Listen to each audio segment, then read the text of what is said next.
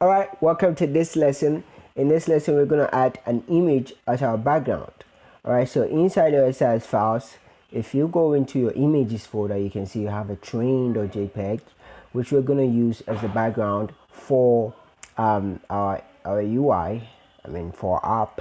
If you're hearing any background noise, please forgive me.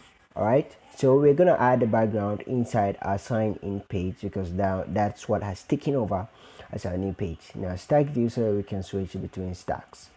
All right, to sign in page, what would we do? We're going to have a new rectangle that will have an image.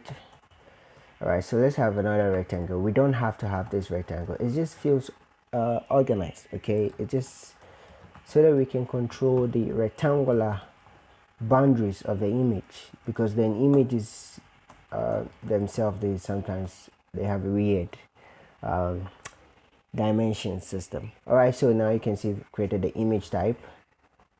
Source size is preferred, qt.size is preferred. Then you do parent the width, yes, parent dot height. Source size, because then you don't want to load the entire image into RAM. The image could be quite huge. You want to load only this size into RAM. So the image is cropped. You're specifying your size, and it's cropped according to your own instructions. Fill mode, you want it to be image dot preserve aspect crop or aspect fit, one of the two we're gonna see.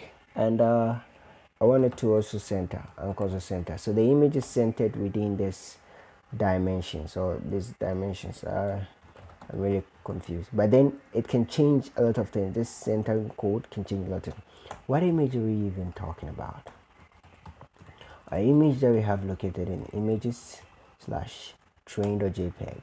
So that's our image. We're gonna see it is now taking over. Ta-da! Now this is what we want. It's centered. That we're seeing the smoke. Now the train.jpg, it's quite a long image, right? It's actually train, and these are the smoke. So you can see that if we didn't center it, we would have had a lot of issues with this. All right, anyway, good, we have our background image. Let's see you in the next lesson.